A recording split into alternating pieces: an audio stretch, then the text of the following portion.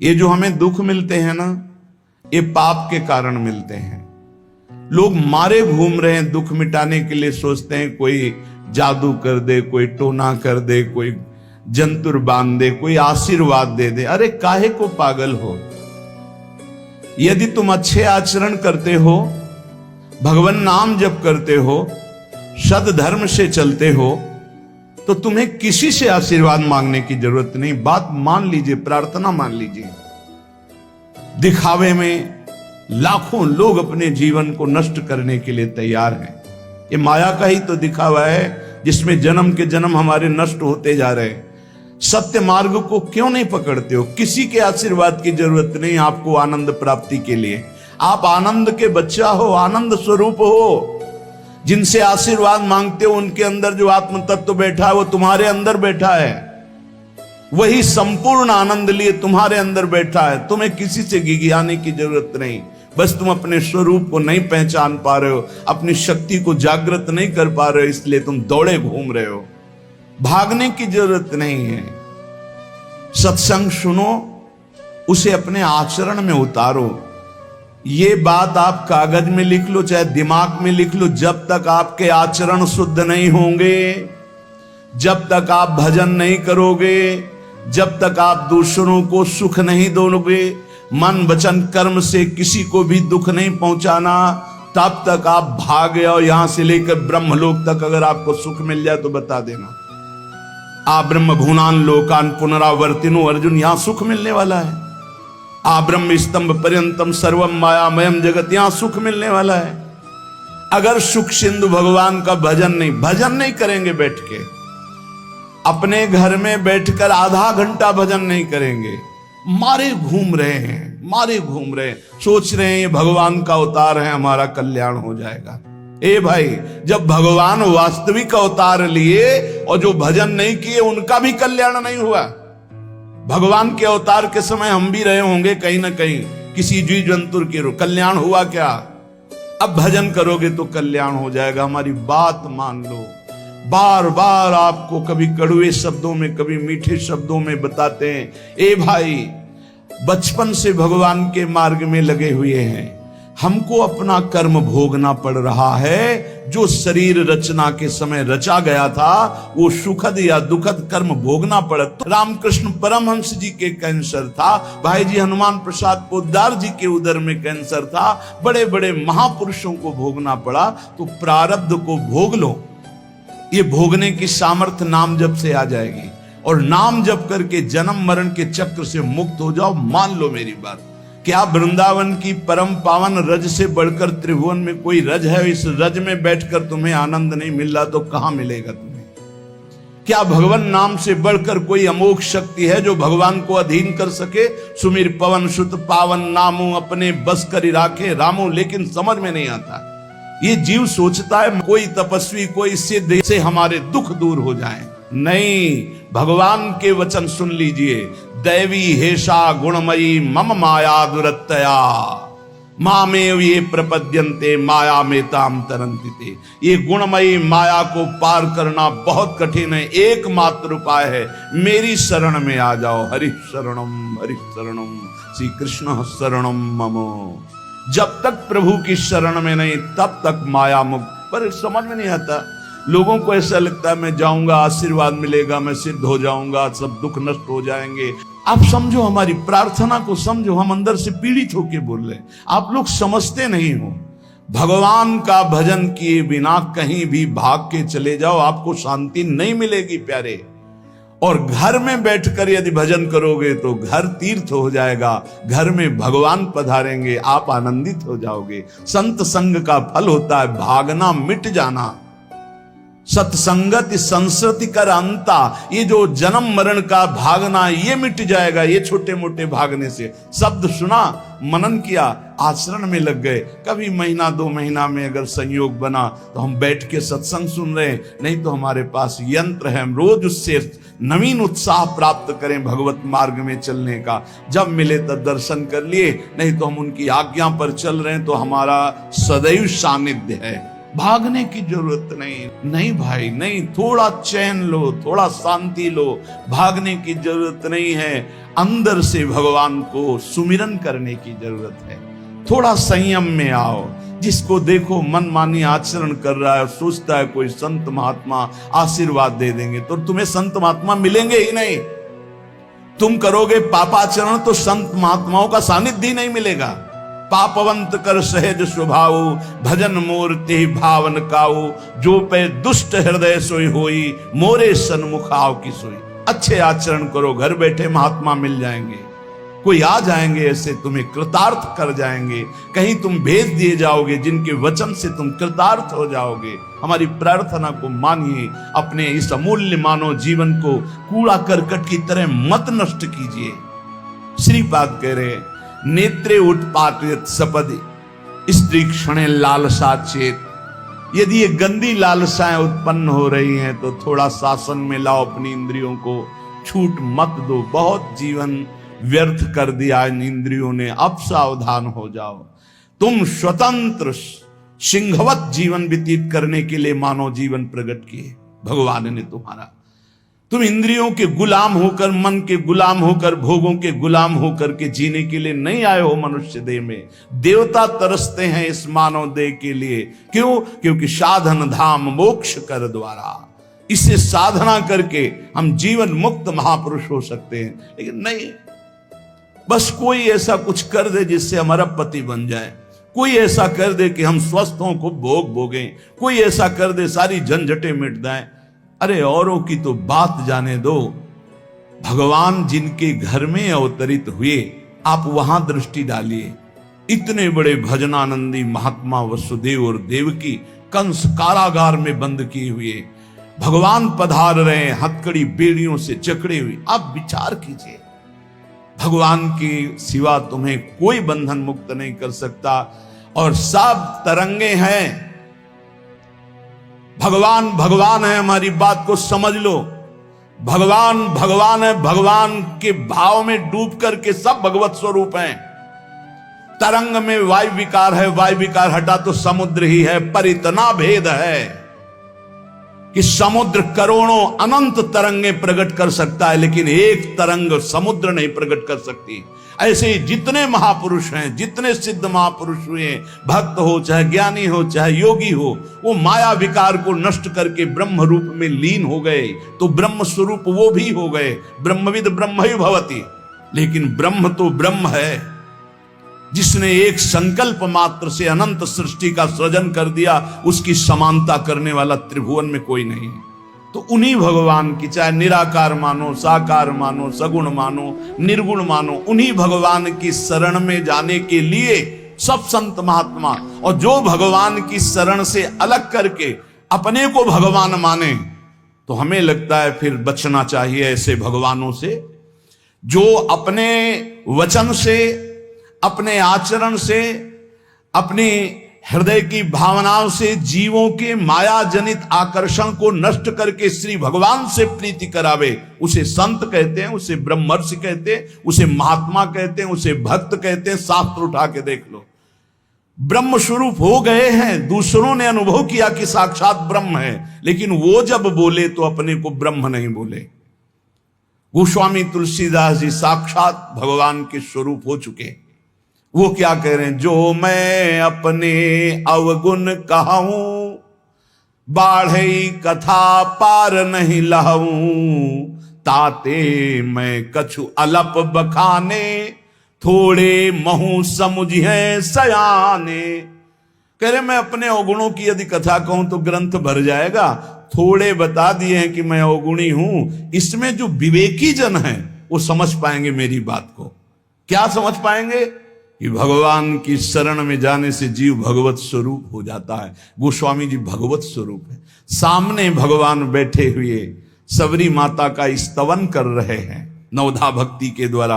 और सबरी जी ऐसा कह रहे, अधम ते अधम अधम अति नारी, तिनमा मैं मति मंद अघारी। ये है महापुरुष, भगवान के चरणारविंद की नाम की लीला कथा की वृत्ति हृदय में जिनके संग से जागृत हो, वही सत्संग है। हम लोग बड़े बावरे हैं, अरे तरंग कभी समुद्र प्रकट कर सकती है? सब तरंगे हैं, वायु विकार हटा समुद्र हो गई, मुझे कोई इस पे संशय नहीं। बूंद अलग है तो बूंद है, और समुद्र में गिर गई तो समुद्र है, लेकिन बूंद समुद्र नहीं प्रकट कर सकती। ऐसी करोड़ों अनंत बूंदे समुद्र से, लहरों से ऐसे उठती रहती है। उनका नाम भगवान है, जिनसे अनंत महात्मा, अनंत ब्रह्म ऋषि, अनंत ब्रह्मांड सृजन, उन भगवान की शरण में जाने से इस माया से मुक्ति होती है। साहब समझ नहीं पा रहे। अरे जिनका नाम जप कर, जिनका चिंतन करके, जिनके आश्रय से जीव ब्रह्ममय हो जाता है, भगवत स्वरूप हो जाता है, वही तुम्हें करना है। यही सत्संग से प्राप्त होता है। अगर ये ना प्राप्त हो तो सत्संग नहीं है, वो कहीं ना कहीं घुमा करके हमको भटकाया जा रहा है। भगवान भगवान है, वही सबके हृदय में है। जो हृदयस्थ भगवान में तन्मय हो गया, उसमें और भगवान में अंतर नहीं, बिल्कुल मुझे संशय नहीं। पर भगवान भगवान हैं, इतना समझना पड़ेगा। उनके स्थान में कोई नहीं है, उनके समान कोई नहीं है, फिर उनसे बड़ा कौन हो सकता है? ये भोले भाले जीव समझते नहीं, भागे घूम रहे। उन्हीं भगवान का नाम जप करो, चीख चीख के कहते हर प्रश्न का उत्तर नाम है। अगर नाम जप करके देखो तो प्रश्न ही नहीं रह जाएगा, सब समाधान हो जाएंगे। और भागे घूमे तो कभी प्रश्न की कभी शांति नहीं होगी, संशय पर संशय उठता चला जाएगा। श्रीपाद कह रहे हैं, यदि हमारी इंद्रियां कुमार्गगामी हो रही तो हमें शासन में लेना चाहिए। शासन में नहीं लोगे तो शासन तुम्हें शासन में ले लेगा। दो शासन है, एक है राष्ट्रीय शासन, एक है भागवतिक शासन। भागवतिक शासन जब लेगा तो फिर कोई बचा नहीं सकता, इसलिए अभी अवसर है, निकल चलो, निकल चलो। भागने की कहीं जरूरत नहीं, किसी से आशीर्वाद नहीं मिलेगा। कब होगा? हम कह रहे राधा राधा जपो, अगर कल्याण ना हो जाए तो हमें बता देना। भगवान अर्जुन से क्या कह रहे हैं? सामने अर्जुन जी खड़े हैं, कह रहे हैं तुम मुझे तभी अनुभव कर पाओगे जब अनन्य चेता सततम यो माम स्मृति नित्य सा तस्याम सुलभा पार्थ। सामने खड़े हो, कह रहे सुलभ नहीं हूं मैं, सुलभ उनके लिए हूं जो मेरा अनन्य भजन करते हैं, अनन्य चिंतन कर। पकड़ी नहीं पा रहे, लाख सत्संग सुन रहे, पकड़ी नहीं पा रहे। बिल्कुल नहीं, ऐसे नहीं हो। थोड़ा विवेकवान हो, मनुष्य जीवन मिला है। ऐसा नहीं कि कोई तुम्हें प्रलोभन दे दे तो हम तुम्हारे रोग नष्ट कर देंगे, हम तुम्हें सिद्ध कर देंगे, हम तुम्हें धनी बना देंगे। हम कहते हैं कि हो सकता है 1000 जाते उनमें से 100 लोग ठीक हो गए हों। कैसे? पूर्व का पुण्य 100 का तुक्का लगा और ठीक हो गए। वो कहते हैं कि मैं कसम खा के कहता हूं मैं ठीक हो गया हूं। हम बिल्कुल 100% मानते ठीक हो गए, लेकिन उसके प्रताप से नहीं, आप अपने पुण्य प्रताप से ठीक हो गए। आपके ठीक होने का समय आ गया है, इसलिए आपका तुक्का लगा, आप गए, यश उसको मिल गया और आपका काम बन गया। हमारी बात को समझो। अपने लोग बहुत शास्त्र सम्मत, बहुत उसको सुलझ कर भगवत मार्ग को चल करके आपको बोल रहे हैं। अगर इन कर्मों को मिटाने के लिए जो हमारे शास्त्र बने हुए हैं उनके सिद्धांत के अनुसार चला जाए तो मिटा दिया जाएगा। लेकिन जब मिटाने की सामर्थ्य आती है तब लगता है अब इसको रख के क्या करेंगे, हमारे को तो प्रभु के पास जाना है, हमें तो दिव्य भाव देह प्राप्त है, हमें अपने स्वामी, अब इस शरीर का क्या करेंगे। तो जैसे सांप अपनी केचुल से संबंध नहीं रखता, ऐसे महापुरुष अपने शरीर से संबंध नहीं रखते। आप हमारी बात को समझ नहीं पा रहे, भटकते घूम रहे हैं, मारे घूम रहे हैं, क्लेश, अशांति, नाना प्रकार के दुख। अरे भाई, भगवान की शरणागति प्रतिपल परमानंद प्रदान करती है। क्यों नहीं शरण में हो जाते? क्या तुम्हारा पांच भौतिक देह नहीं? क्या हमारा पांच भौतिक देह नहीं? क्या तुम भगवान के अंश नहीं? क्या हम भगवान के अंश नहीं? अंतर क्या है? तुम संसार का चिंतन करते हो, भगवान का चिंतन करते हैं, तो क्या तुम भगवान का चिंतन करके नहीं बन सकते महापुरुष? क्या तुम स्वयं ऐसी शक्तियों को जागृत नहीं कर सकते? तुम सो रहे हो, जागो, भागने की जरूरत नहीं। ये जो गलत इंद्रियां जा रहे हैं, इन इंद्रियों को रोकिए, भगवान की तरफ लगाइए। नहीं लगाओगे तो कहीं भाग के चले जाओ, धोखा ही मिलेगा, तुम्हें शांति नहीं मिल सकती, तुम्हें विश्राम नहीं मिल सकता, तुम सुखी नहीं हो सकते। इन बातों को लिख लो और पूरे विश्व में घूम के चले आओ, चाहे जहां चले जाओ, कुछ नहीं होने वाला। मारे मारे केवल घूमते रहो, समय बर्बाद करते, वही समय एकांत में बैठकर राम कृष्ण हरि बोलो, राधा बोलो, अभी आनंद आ जाएगा।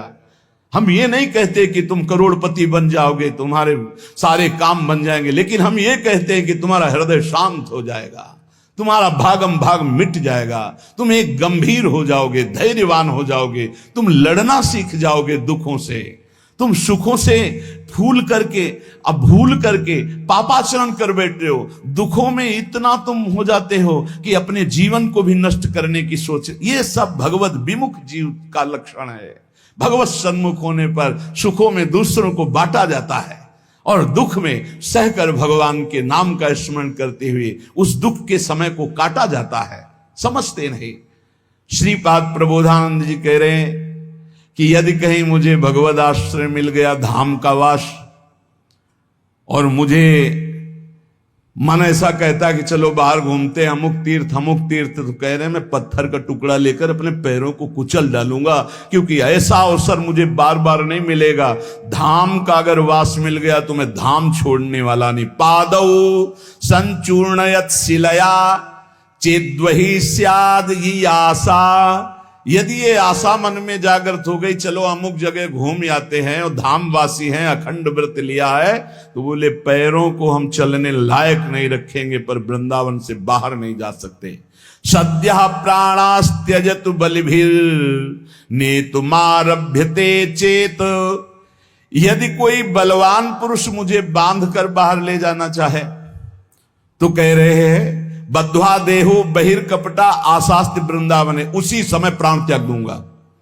अगर कोई बलवान जबरदस्ती मुझे बांधकर वृंदावन से ले जाना चाहे तो उसी क्षण वृंदावन में प्राण त्याग दूंगा, बाहर नहीं जाऊंगा, क्योंकि धाम की कृपा से अनंत जन्मों की बिगड़ी बन जाएगी, भगवत प्राप्ति हो जाएगी।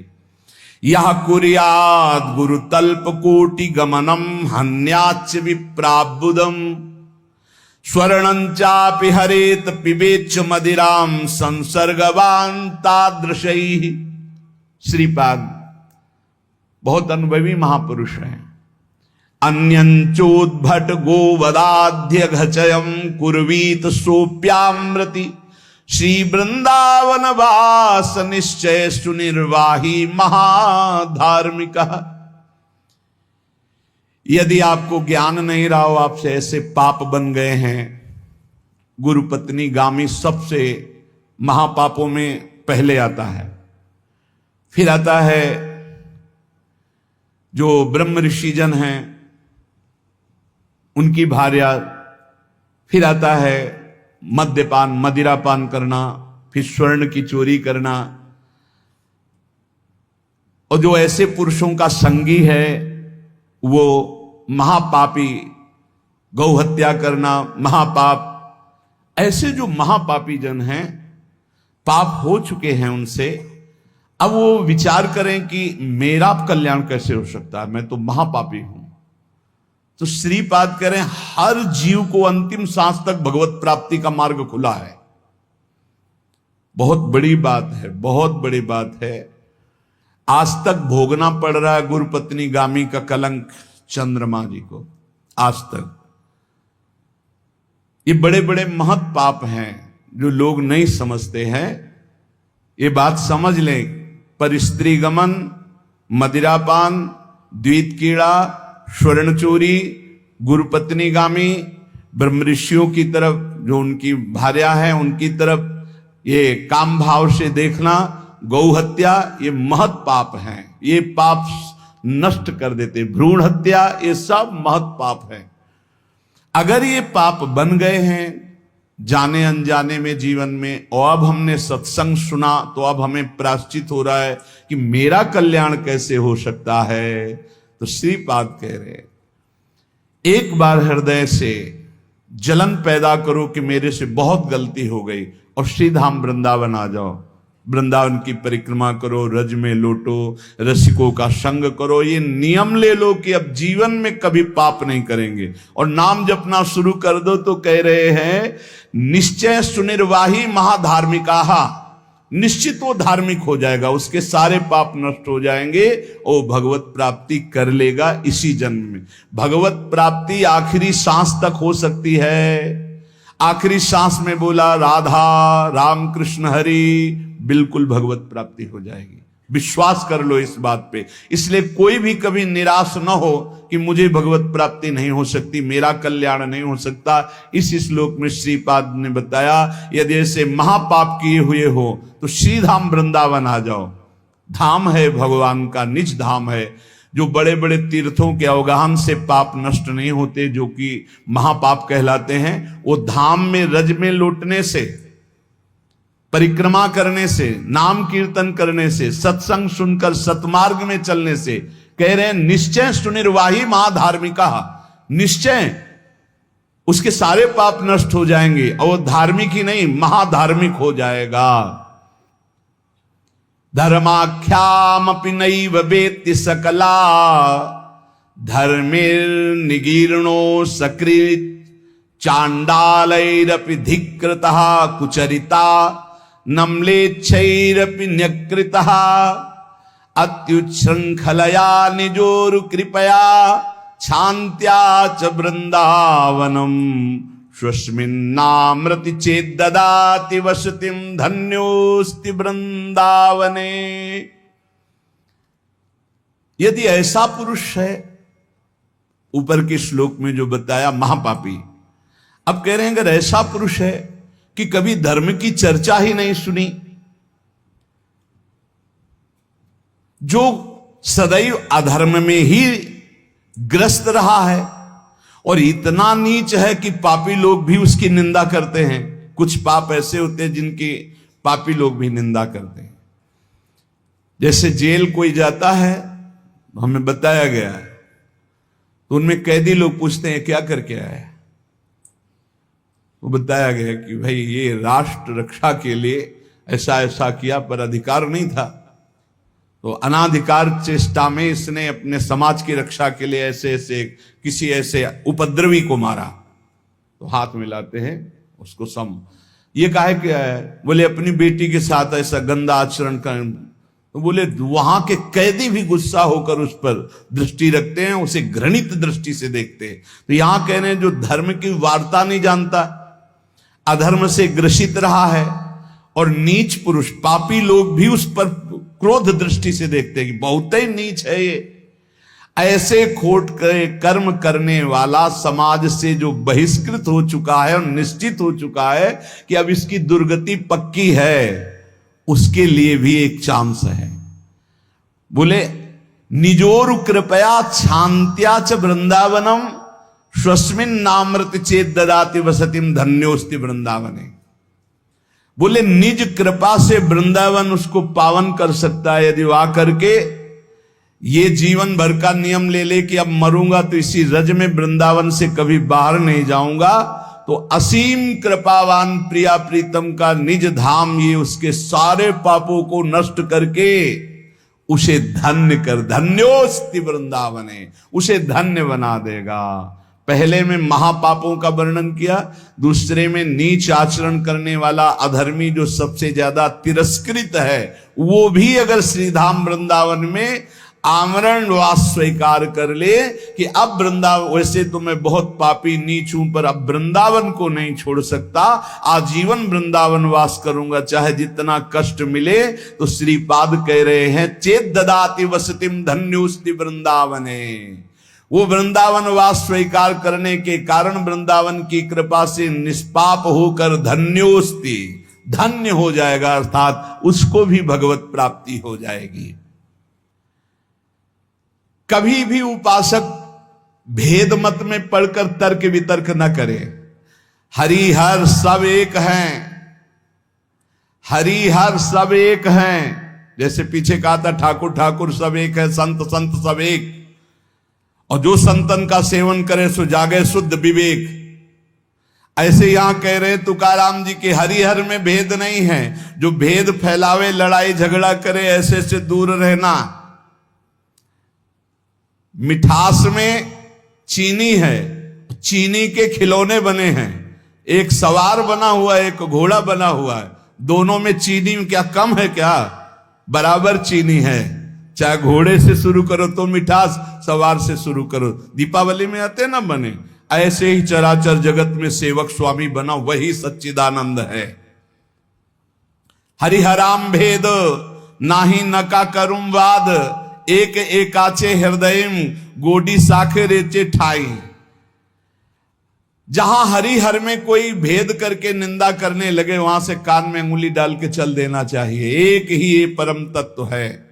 ये झूठ मूठ अज्ञानी जन बहस करते रहते हैं, इनके हृदयों में बिल्कुल भगवदानंद की मिठास नहीं है, इनकी बातें नहीं सुननी चाहिए। भेद करने वालों की दृष्टि में जो माया का पर्दा लगा हुआ है, भक्तों की दृष्टि में वो पर्दा नहीं होता। वो बेपर्द देखते हैं कि सर्वत्र एक ही भगवान विराजमान है। जो सर्वत्र एक ही भगवान विराजमान ऐसा मान लेते हैं, उनके आगे पीछे दाएं बाएं भगवान की रक्षा शुरू हो जाती है। ध्यान रखना, जो सर्वत्र अपने भगवान को देखते कि सब रूपों में मेरा ही भगवान है, तो कह रहे देवु उभा मांगे पुंडे उगवी कोंडे संकटा। कोई संकट उसे छू नहीं सकता, चारों तरफ से भगवान की सुरक्षा रहती है उस भक्त के जीवन में। विश्वास करो इस बात पर, चारों तरफ से भगवान सुरक्षित रखते हैं। और जो सदैव संतों का स्तवन करके भगवान का भजन करता रहता है, उसमें कोई ऋण नहीं रह जाता। यह भी एक प्रश्न आया था कि देव ऋण, ऋषि ऋण, मातृ ऋण, पितृ ऋण, इनसे कैसे ऋण हुआ जाए। क्या कह रहे हैं तुकाराम जी?